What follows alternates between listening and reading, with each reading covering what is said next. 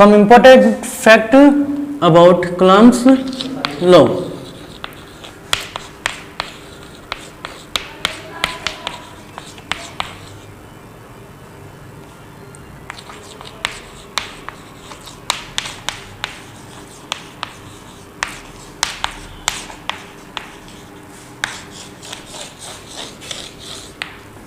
Coulomb's law के कुछ महत्वपूर्ण बिंदु, बेसिकली 3 बिंदु ही आपको याद रखने हैं, 3 पॉइंट्स ही हैं बेसिकली जो आपको इसके याद रखने हैं।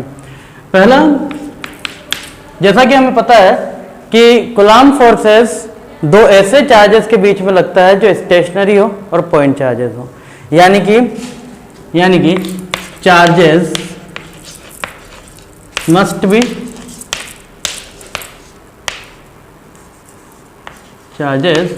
must be stationary and point charges। पहली चीज इसके लिए हमें ध्यान रखनी है। ऐसा क्यों? क्योंकि हम ये देखते हैं कि अगर चार्ज स्थिर नहीं है, स्टेशनरी नहीं है, तो उस कंडीशन में क्या होगा कि वो मूव होना शुरू कर देगा। सपोज कीजिए कि कोई चार्ज v वेलोसिटी से अगर मूव होता है, तो इस कंडीशन में वो मैग्नेटिज्म का भी एक फोर्स महसूस करेगा।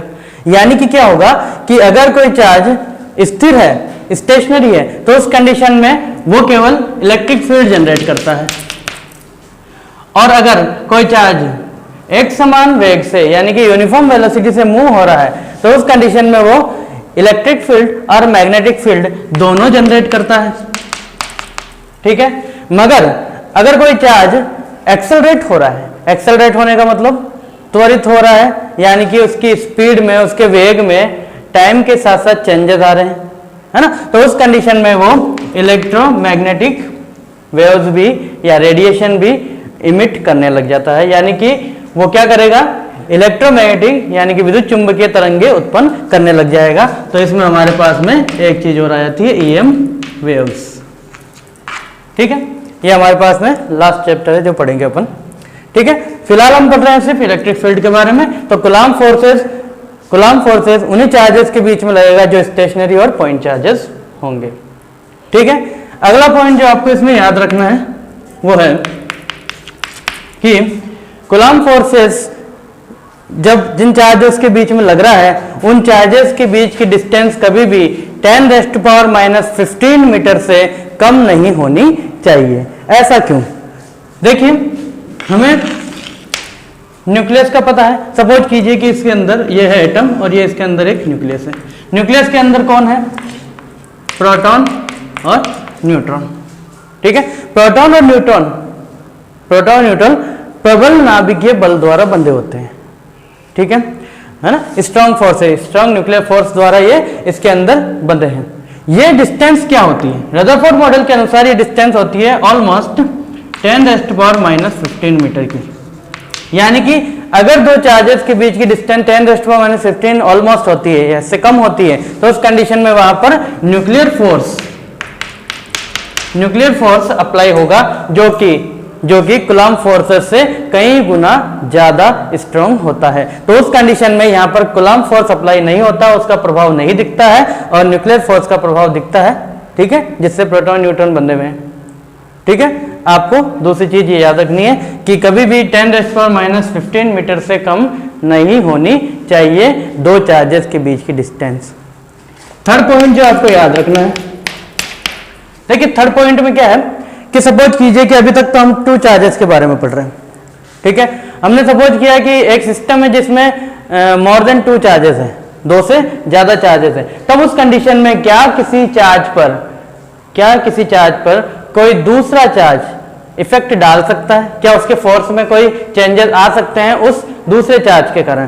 तो हम ये मानते हैं कि अगर 2 चार्जेस के बीच में कोई फोर्स लग रहा है, ठीक है, और तीसरा चार्ज यहां पर आ जाता है, तो इन दोनों चार्जेस के बीच में लगने वाले कूलम्ब फोर्स पर इस चार्ज के द्वारा लगने वाले कूलम्ब फोर्स का कोई भी इफेक्ट नहीं पड़ता है। और यही कारण है कि ये सुपरपोजिशन थ्योरम की पालना करेंगे।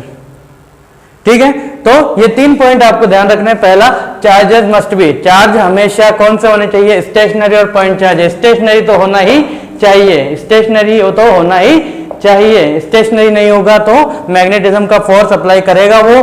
3 कंडीशन बन सकती है, स्थिर है तो इलेक्ट्रिक फील्ड, है ना, यूनिफॉर्म वेलोसिटी से मूव हो रहा है तो इलेक्ट्रिक और मैग्नेटिक दोनों फील्ड जनरेट होंगे, और अगर त्वरित हो रहा है, एक्सेलरेट हो रहा है, तो उस कंडीशन में इलेक्ट्रिक फील्ड, मैग्नेटिक फील्ड और इलेक्ट्रोमैग्नेटिक वेव्स तीनों जनरेट होंगी, तीनों प्रोड्यूस करेगा वो। ठीक है, सेकंड चीज आपको ये ध्यान रखनी है कि जो डिस्टेंस है r, जो r डिस्टेंस है वो कभी भी 10⁻⁻15 मीटर से कम नहीं होनी चाहिए, यानी कि हमेशा इससे ज्यादा ही होनी चाहिए। तो उस कंडीशन में क्या होगा कि वो न्यूक्लियर डिस्टेंस जो होती है, यानी कि एक न्यूक्लियस का जो साइज होता है ना, उस डिस्टेंस से ज्यादा होगी। उस कंडीशन में वहां पर न्यूक्लियर फोर्स अप्लाई नहीं होगा, कूलम्ब फोर्सेस अप्लाई होंगे। अगर ऐसा होता है कि 10⁻⁻15 मीटर या इससे कम की डिस्टेंस है दोनों के बीच में, तो न्यूक्लियर फोर्स और कूलम्ब फोर्स दोनों लगेंगे, लेकिन चूंकि न्यूक्लियर फोर्स कई गुना ज्यादा स्ट्रांग होता है कूलम्ब फोर्स की तुलना में, इसलिए क्या होगा कि वहां पे न्यूक्लियर फोर्स का ही प्रभाव दिखाई देगा, आपको कूलम्ब फोर्सेस का प्रभाव नहीं दिखाई देगा। थर्ड पॉइंट ये कहता है कि दो चार्जेस के बीच में जब कूलम्ब फोर्सेस लग रहा हो तो तीसरे चार्जेस के द्वारा वो इफेक्टेड नहीं होगा। ठीक है, ये सुपरपोजिशन थ्योरम के लिए जरूरी है। ठीक है, इसके आगे हमारे पास में है सुपरपोजिशन थ्योरम। हाँ, तो कूलम्ब्स लॉ से हमें दो निष्कर्ष देखने को मिलते हैं, दो रिजल्ट देखने को मिलते हैं। वो इस प्रकार से है कि पहला अगर हम देखें तो जो फोर्स है वो डिस्टेंस के स्क्वायर के इन्वर्सली प्रोपोर्शनल आता है। इस पर भी क्वेश्चन पूछा गया था ग्राफिकल रिप्रेजेंटेशन से रिलेटेड, है ना। तो ग्राफिकल रिप्रेजेंटेशन से रिलेटेड कोई क्वेश्चन पूछा गया था, वो किस तरीके से था वो देखते हैं। ये कह रहा है कि f जो है वो इन्वर्सली प्रोपोर्शनल होता है square of the distance between them, है ना।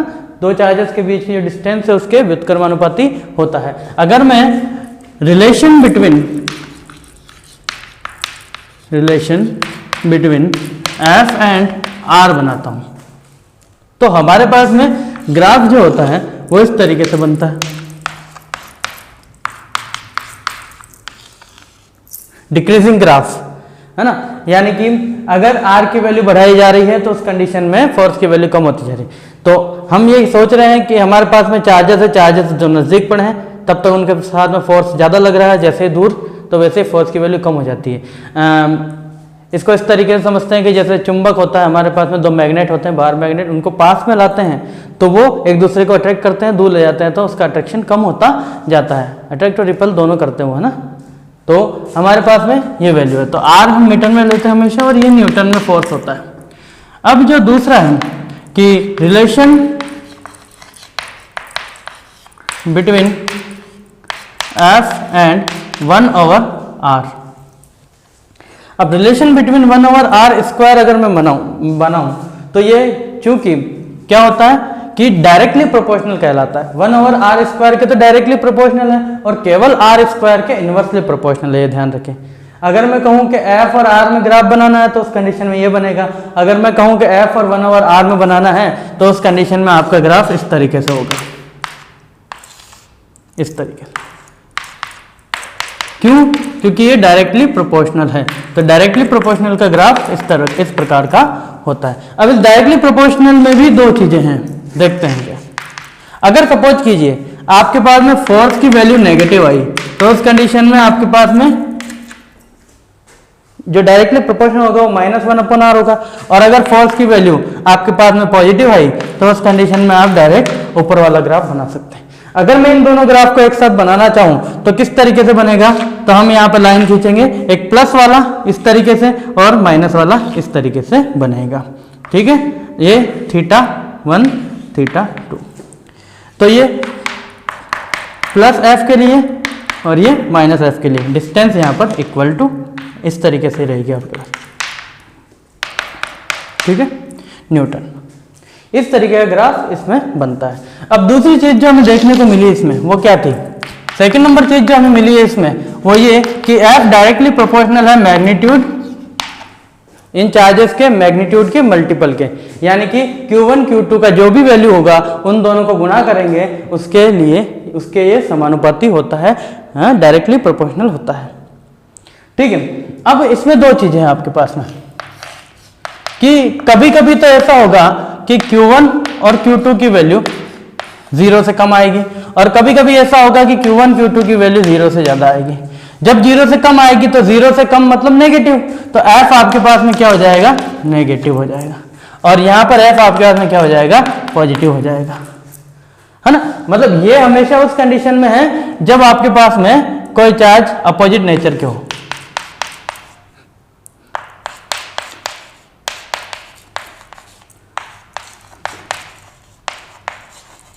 ठीक है, और ये हमारे पास में होता है सेम नेचर ऑफ चार्जेस के लिए।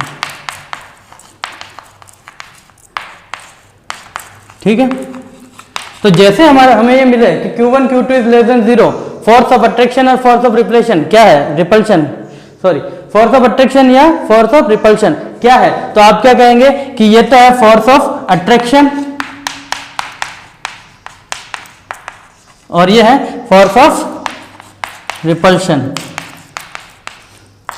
ठीक है, ये चीजें आपको इसमें ध्यान रखनी है। आगे हम चलते हैं थोड़ा सा और। तो नेक्स्ट है हमारे पास में force between multiple charges, force between multiple charges, और हम इसे कहेंगे प्रिंसिपल ऑफ सुपरपोजिशन।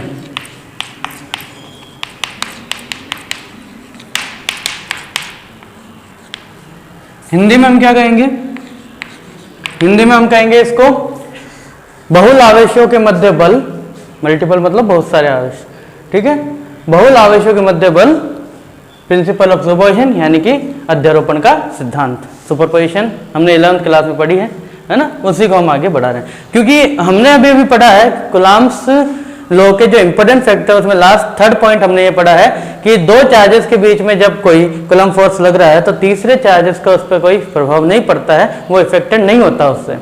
ठीक है, इसी कारण से ये सुपरपोजिशन थ्योरम की पालना करता है। तो प्रिंसिपल ऑफ सुपरपोजिशन क्या कहती है, सपोज कीजिए कि हमारे पास में एक n चार्जेस का सिस्टम है, ठीक है, n आवेशों का निकाय है।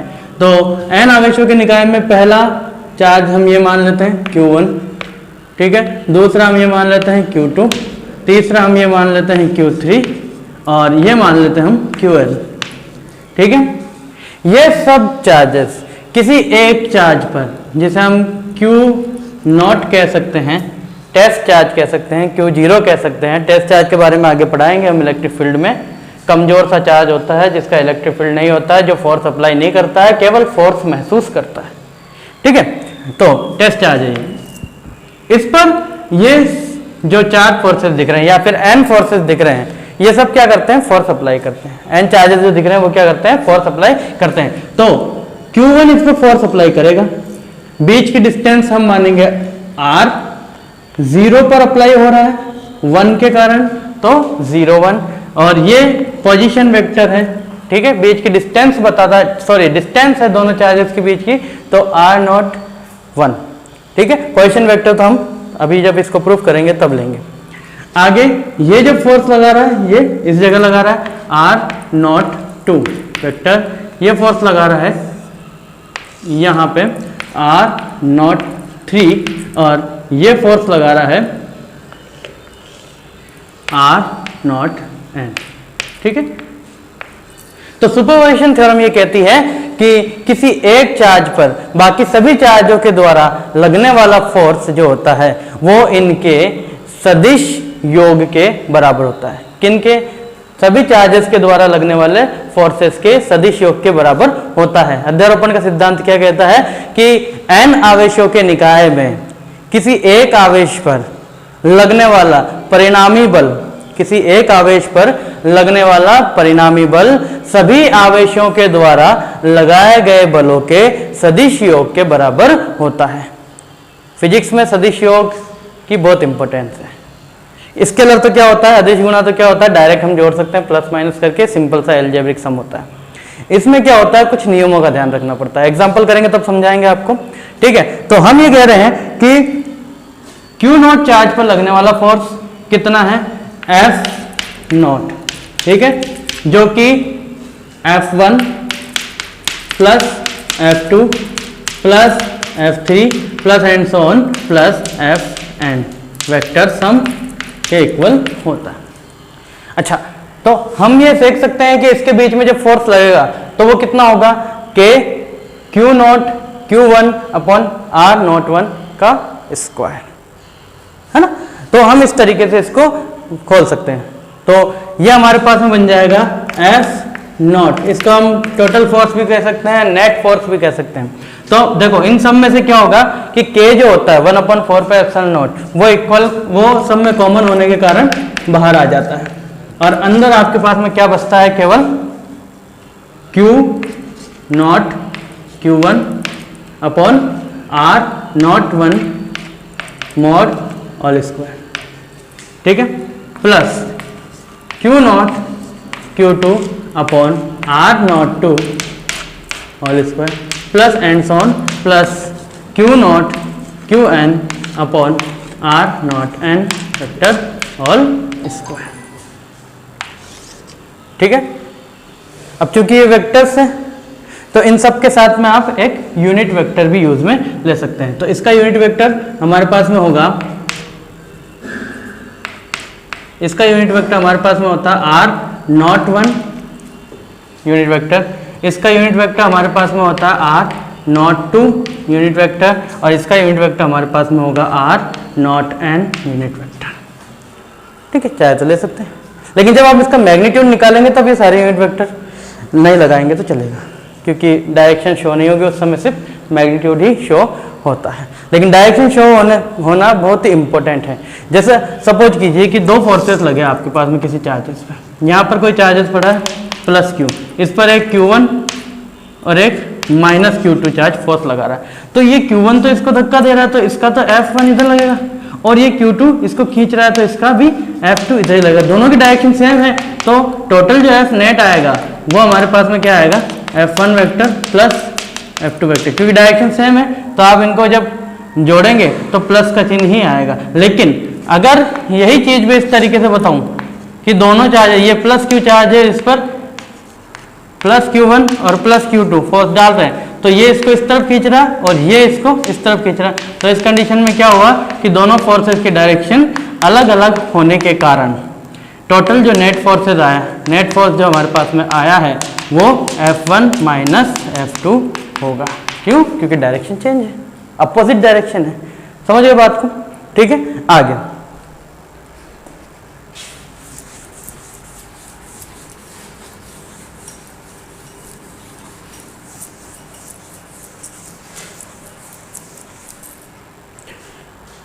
देखो, इनसे रिलेटेड कुछ क्वेश्चन है जो मैं आपको कराता हूँ। इक्विलिब्रियम वाला तो क्वेश्चन मैंने आपको करवा दिया, इक्विलिब्रियम वाला तो है ना, पिछली वीडियो में आपने देख लिए होंगे।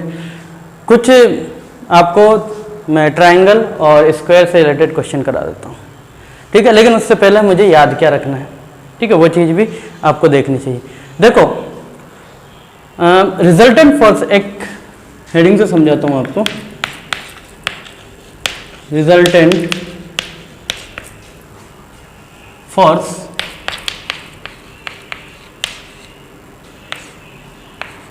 बिटवीन टू इक्वल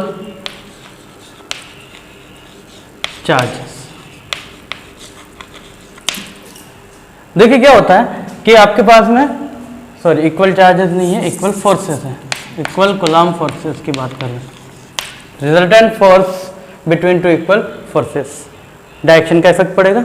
देखिए सपोज कीजिए कोई चार्ज है यहाँ पे, इस चार्ज पर एक फोर्स F1 लगा इस तरफ और F2 लगा इस तरफ, बीच का कोई एंगल है थीटा, तो इसका रिजल्टेंट यहीं कहीं बीच में आएगा, ठीक है। अब ये रिजल्टेंट है कितना, ये एफ है कितना। तो हमने पिछली क्लास में कुछ पढ़ा था इसके बारे में, P square plus Q square plus 2pq cos theta. वही चीज़ हम यहाँ लगा रहे हैं, बस यहाँ पे हमारे पास में क्या है, पी क्यू की जगह F1 और F2 है। तो रिजल्टेंट फोर्स क्या होगा, F vector mod F1 square plus F2 square plus 2F1 F2 cos theta under the root. ठीक है, आगे हम शुरू करते हैं इसका।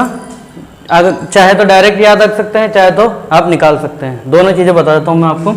देखिए, अगर आपके पास में इन दोनों के बीच में एंगल बेसिकली 30 डिग्री हो, है ना, या फिर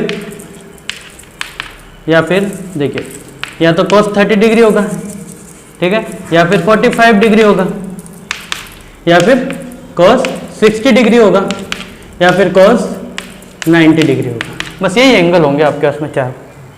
ठीक है, आप चाहे तो इनकी वैल्यू याद रख सकते हैं और आप चाहे तो डायरेक्ट निकालना भी सीख सकते हैं। पहले तो हमें पता होना चाहिए cos 30 डिग्री की वैल्यू कितनी है। तो अगर मैं आपको निकाल के बताऊँ तो साइन कॉस की टेबल सबको बनाना आती है 10। हमें फिर 2 ही चाहिए तो हम 2 की बात करेंगे। 0 1 2 3 4, इन सब में 4 का हम क्या करेंगे, भाग देंगे, डिवाइड कर देंगे 4 से, ठीक है, और अंडर रूट निकाल लेंगे इनका। अच्छा, एंगल देखो, पहला एंगल 0 डिग्री होता है, इसलिए इसको 0, यहाँ से शुरू करिए 30 डिग्री, है ना, 45 डिग्री, ये हमारे पास में 60 डिग्री और ये हमारे पास में 90 डिग्री।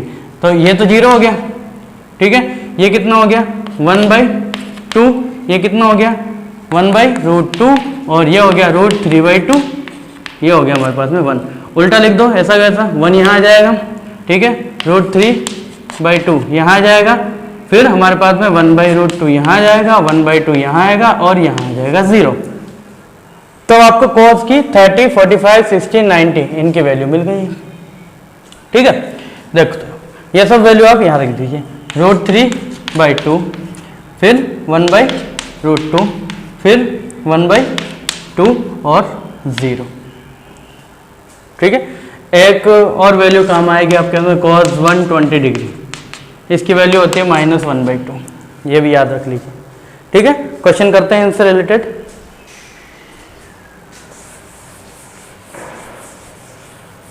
आप चाहे तो स्क्रीनशॉट लेके भी इनको यूज में ले सकते हैं, लिख सकते हैं अपनी नोटबुक में। ठीक, इसी तरीके से अगर आपके पास में दोनों फोर्सेस के बीच एंगल 45 डिग्री है, तो उस कंडीशन में आपके पास में वैल्यू आएगी कुछ इस तरीके से कि F स्क्वायर प्लस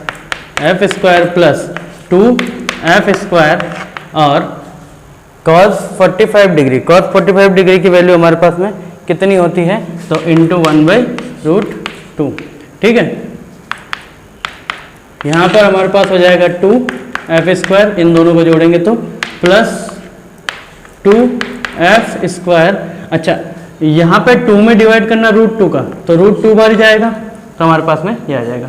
अब कॉमन कौन है, F स्क्वायर, तो F स्क्वायर को बाहर ले लिया हमने और अंदर बच गया हमारे पास में 2 + √2। ठीक है, अंडर द रूट। ठीक है, अब F स्क्वायर है तो स्क्वायर रूट से कैंसिल हो जाएगा, बाकी चीज़ ऐसी कैसी, तो 2 + √2, ठीक है, इंटू F, ये हमारे पास में इसकी वैल्यू बनेगी। ठीक है, आगे देखिए 60 डिग्री, अगर दोनों के बीच में एंगल है 60 डिग्री, तो उस कंडीशन में क्या होगा कि cos 60 degree is equal to कितना होता है, cos 60 डिग्री, तो F square plus 2F square, इधर से चले अपन 1√3/2, 1/√2 एंड हमारे पास हो गया 1/2, तो इंटू 1/2, तो 2 से 2 कैंसिल हो जाएगा और कितना हो गया 3F स्क्वायर, तो 3F स्क्वायर अंडर रूट, इसमें से आप 3 को अंडर रूट के अंदर रहने दो और F स्क्वायर को बाहर, तो 60 डिग्री की वैल्यू डायरेक्ट क्या याद रखनी है आपको, √3F।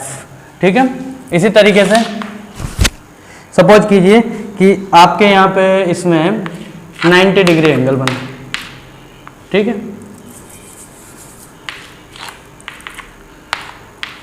अगर 90 डिग्री एंगल बना तो cos 90 degree is equal to 0, और 0 होने की वजह से क्या होगा, ये पूरी टर्म जो होगी ये 0 हो जाएगी, और उस कंडीशन में आपके हाथ में केवल 2f² बचेगा, तो इसकी वैल्यू हमेशा √2f होगी, ठीक है, रिजल्टेंट फोर्स। और 120 डिग्री अगर होगा तो आपको बता ही दिया कि यहाँ पर माइनस का 1/2 आएगा, 2 से 2 कैंसिल होगा और वैल्यू इसकी f ही आएगी, ठीक है।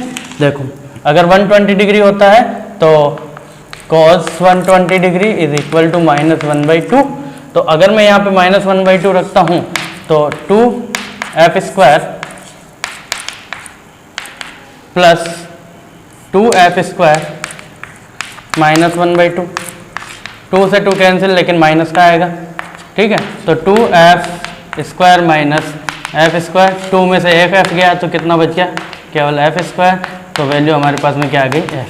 तो इस कंडीशन में फोर्स की वैल्यू हमारे पास में f ही आती है, ठीक है।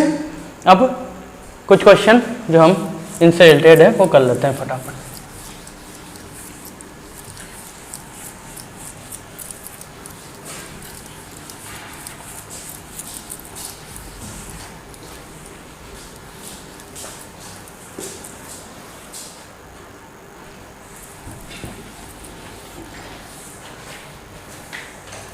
ओके, देखिए पहले हम करेंगे इक्विलेटरल ट्रायंगल का क्वेश्चन, समबाहु त्रिभुज का, और चार्जेस होंगे समान Q, Q और Q। किसी एक चार्ज पर बाकी के 2 चार्ज कितना फोर्स लगा रहे हैं, केवल ये निकालना है। तो चूंकि तीनों के तीनों ही सेम नेचर के हैं, उस कंडीशन में क्या होगा, सपोज कीजिए मैं इस पर लगा हुआ चार्ज, इस पर जो फोर्स लगा रहे हैं ये दोनों, वो निकालता हूँ। तो हम नाम दे देते हैं A, B और C। तो पहले अगर A वाला C पर फोर्स लगाता है तो वो उसको धक्का दे रहा है, तो हम इस फोर्स को नाम दे देते हैं FC, सॉरी FA, क्योंकि A वाला C पे लगा रहा है। B वाला अगर लगाएगा तो वो भी धक्का देगा, ठीक है, तो इसको नाम देंगे हम FB नाम देंगे, ठीक है। अब क्योंकि सुपरपोजिशन थ्योरम लग रही है, वेक्टर सम करना पड़ेगा, तो वेक्टर सम में हमको एंगल का ध्यान रखना पड़ता है। अब क्योंकि इक्विलेटरल ट्रायंगल है तो उस कंडीशन में एंगल कितना बनता है, 60 डिग्री सब में, ठीक है। इसमें भी कितना बन रहा है, 60 डिग्री। तो क्या आप इसकी वैल्यू बता सकते हैं डायरेक्ट इसकी वैल्यू बताई जा सकती है ना, कितनी बताई जा सकती है, देखो F vector net is equal to 60 degree 2f², भाई ये दो तो जुड़ेंगे f² plus f² p² plus q² वाली बात हो रही है, तो 2f² plus 2f² into cos 60 degree. cos 60 degree हमारे पास में कितना था, देखो यहाँ पर हमारे पास में 0, cos 0 डिग्री की वैल्यू 1, ठीक है। cos 30 डिग्री की वैल्यू √3/2, ठीक है। 45 की 1/√2, ठीक है। 60 की 1/2 और 90 डिग्री 0, ये है 60 डिग्री की वैल्यू। अगर मैं 60 डिग्री की वैल्यू यहाँ रखता हूँ 1/2 तो कैंसिल आउट हो जाएगा, कितना बचा 3f², तो इसकी वैल्यू होगी √3f। अच्छा f की वैल्यू क्या है, f की वैल्यू क्या है, तो देखो q और q सेम है, बीच की डिस्टेंस अगर मैं a ले लेता हूँ, a साइड ले लेता हूँ, तो f की वैल्यू कितनी हो जाएगी, कूलम्ब फोर्स की वैल्यू कितनी है √3, f की value k q² upon a, r की जगह a है तो a², ये वैल्यू इसकी टोटल रहेगी, ठीक है। इसी तरीके से अगर आपको एक स्क्वायर दिया गया है तो स्क्वायर के लिए आप क्या करेंगे वो देखते हैं। वर्ग है, वर्ग के चारों कोनों पर सेम चार्जेस हैं A B C D, ठीक है। साइड इनकी जो है वो A है, भुजा जो है वो A है, तो सबकी A होगी। B वाले चार्जेस पर आपके फोर्स लग रहा है तो C वाला लगा रहा है तो FC इधर, ठीक है। A वाला लगा रहा है तो इधर, दोनों के बीच में एंगल बन रहा है कितना 90 डिग्री का, तो इन दोनों का परिणाम ही आ गया इधर, ठीक है। इसको नाम दे दिया हमने F1, ठीक है, इसको नाम दे दिया F1।